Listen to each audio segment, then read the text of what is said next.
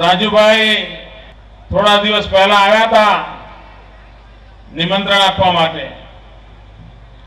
એમની સાથે બધી જવાનોની ટીમ આવી હતી। એ આવ્યા ત્યારે માનતા નહીં હોય કે હું આવીશ।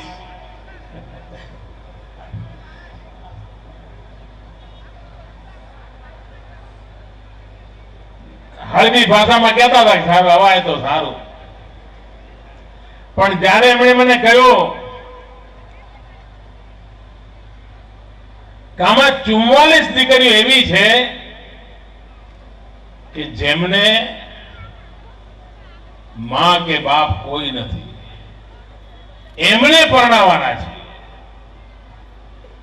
આ એક વાક્ય એવું હતું કે તરત જ મેં નક્કી કર્યું કે આ પુણ્યનું કામ છે, હું જરૂર એમાં આવીશ।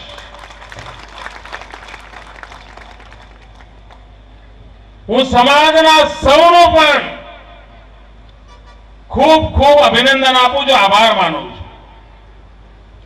જેમણે આયોજન કર્યું, જેમણે દાન કર્યું, જેમણે આ વ્યવસ્થા માટે મહેનત કરી, એ બધા તો અભિનંદનના અધિકારી છે જ, પણ એ લોકો પણ અભિનંદનના અધિકારી છે કે જેમણે પોતાના સંતાનોને સમૂહ લગ્નની અંદર પરણાવવા માટેનો નિર્ણય કર્યો। નહીં તો ઘણીવાર કેટલાક લોકોને એમ થાય કે સમૂહ લગ્નમાં તો કઈ જવાતું હશે, એમને એમ થાય નહીં ભાઈ આપણા છોકરાને તો જુદો પરણાવવો પડે, જરા નાતને બોલાવી પડે, જરા 5માં પૂછાય એવો ખર્ચો કરવો પડે, અને એમાં ને એમાં માળ 2-5 વીઘા જમીન હોય, અડધી જમીન વેચાઈ જાય। એના બદલે ભાઈ સમાજ મોટો છે, સમાજના આંગણે જઈને બેસીએ તો એમાં કદી નાનપ ના હોય, નાનપ ના હોય। અને એવી રીતે 168 કુટુંબોએ પોતાના સંતાનોને આ સમાજના ચરણે ધરી દીધા। એ 168 કુટુંબના વાલીઓને મારે ખાસ અભિનંદન આપવા છે। મારે આ બીજી પણ વિનંતી કરવી છે। ઘણીવાર શું થાય, સમૂહ લગ્ન તો થાય, સમૂહ લગ્નમાં આપણે જઈએ પણ ખરા, પણ પછી 2-4 સગાવાલા આવે કે ભાઈ તે સમૂહ લગ્ન કર્યા તો બરાબર, તારો ખર્ચો બચ્યો એ બરાબર, સમાજે અને દાતાઓએ બધી તારી હાચવી લીધું એ પણ બરાબર, પણ જો તારા બાપા હતા ત્યારે આમ કર્યું હતું, તારા મોટા ભાઈ વખતે આવું કર્યું હતું, તારા કાકીનું થયું ત્યારે આવું કર્યું હતું, તો આપણે હવે સમાજનું ખાધું છે, આપણે બી ઘેર કંઈક કરવું પડે। અને પછી પેલાને એવો તાવ ચડે, એવો તાવ ચડે કે તરત જ પાછો બીજી પત્રિકા છાપીને ઘેર બધાને જમણવાર કરે। મારી આ 168 કુટુંબોને વિનંતી છે કે અહીંથી ગયા પછી મહેરબાની કરીને બીજો જમણવાર ના કરતા, નહીં તો સમૂહ લગ્નનો અર્થ જ નથી। અને દેવાના ડુંગર કરીને મોટા નથી થવાતું।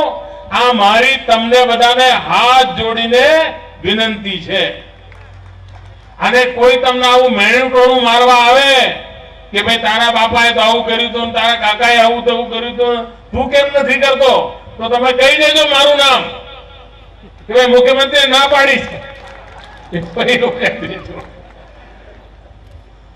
કારણ ડબલ ખર્ચા કરવાની જરૂર નહીં। અને સમાજ આટલા આશીર્વાદ આપ્યા હોય પછી આવા ખોટા ખર્ચામાં ઉતરવાનું, દેવું કરવાનું, વીઘું 2 વીઘું જમીન વેચવાની, એના બદલે આ જમીન છોકરાઓ માટે મૂકજો, છોકરાઓ સુખી થશે। તો મારી આટલી વિનંતી આપ સ્વીકારજો। આપે જોયું હશે કે આ સમૂહ લગ્નમાં સરકાર પણ પૈસા આપે છે।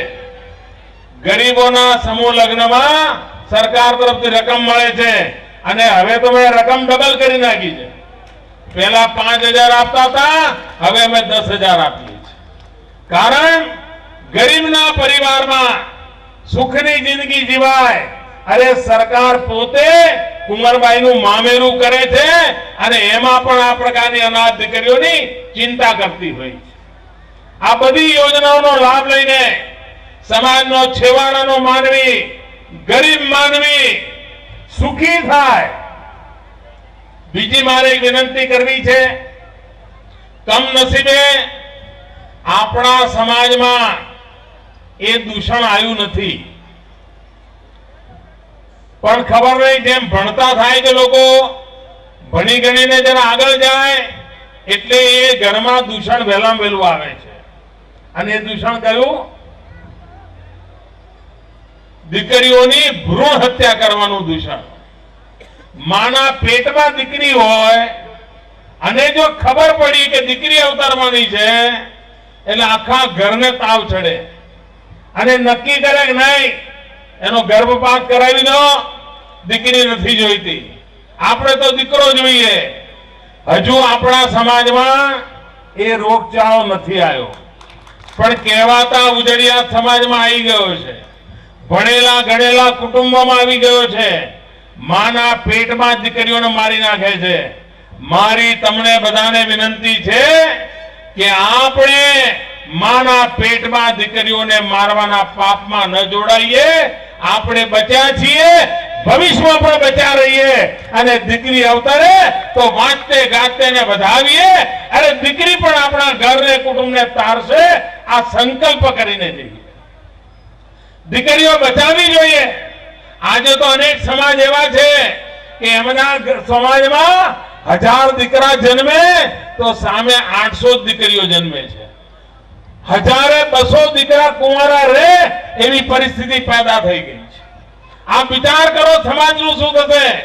અને તેથી દીકરો દીકરી એક સમાન, દીકરી સાથે કોઈ ભેદભાવ નહીં. દીકરીઓને ભણાવીએ, દીકરીઓને વિકાસની અંદર ભાગીદાર બનાવીએ. એક સમાજ તરીકે અગર જો દીકરીઓની કાળજી લઈશું, સમાજ આખો આગળ આવશે, સમાજનું ભલું થશે. બીજું તમે જોયું હશે, જે સમાજમાં વ્યસન ઘર કરી ગયા છે એ કુટુંબ તારાજ થઈ જાય. તારાજ. તમારામાંથી અનેક કુટુંબ એવા હશે કે જે ધાર્મિક કામમાં જોડાઈ ગયા હશે, કોઈ કોઈ સંપ્રદાયમાં જોડાઈ ગયા હશે, કોઈ ધાર્મિક પ્રવૃત્તિ કરતા હશે. એમના ઘરમાં વ્યસન નહીં ઘૂસ્યું હોય અને જેના ઘરમાં વ્યસન નહીં ઘૂસ્યું હોય એ કુટુંબો આપણી આંખ સામે મોટા થયા છે, આગળ આવ્યા છે.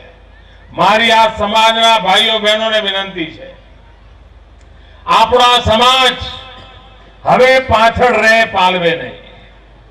આપણો સમાજ આગળ ના આવે એ મને જોયું જતું નથી. આ સમાજ આગળ આવવો જ જોઈએ. આ સમાજના છોકરાઓ ભણી ગણીને આગળ આવવા જોઈએ. આ સમાજના લોકો મોટેરા બને, સુખી બને એ મારે જોવું છે. અને એ જો કરવું હોય તો વ્યસનમાંથી મુક્ત થવું પડે, વ્યસનને વિદાય આપવી પડે. અને જો વ્યસનને વિદાય આપી તો આપણું જીવન સુખી થવાનું છે. ભાઈઓ બહેનો, આ સામાજિક પ્રસંગ છે. આપની વચ્ચે આવવાનો અવસર મળ્યો.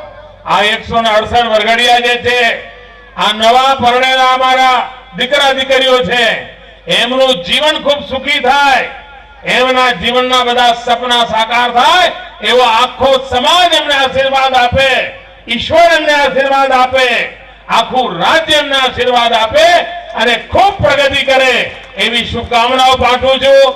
ફરી એકવાર રાજુભાઈ અને એમની ટીમને લાખ અભિનંદન. બધા જવાને હવે આ કામ કર્યું છે, ખૂબ અભિનંદન આપું છું. અને બાબુભાઈ જેવા દાતાઓને પણ અભિનંદન આપું છું કે હવે થેલી બંધ કરતા જ નહીં, થેલી ખુલ્લી જ રાખો, ઉગીરી કરવાની છે. આ સમાજના આશીર્વાદ મળશે. બાબુભાઈ, તમારું જીવન પણ ધન્ય થશે. તમે જોજો, કારણ તમે ગરીબ અનાથ દીકરીઓની ચિંતા કરી છે. આ સૌ દાતાઓને ખૂબ અભિનંદન આપું છું. જય જય ગરવી ગુજરાત.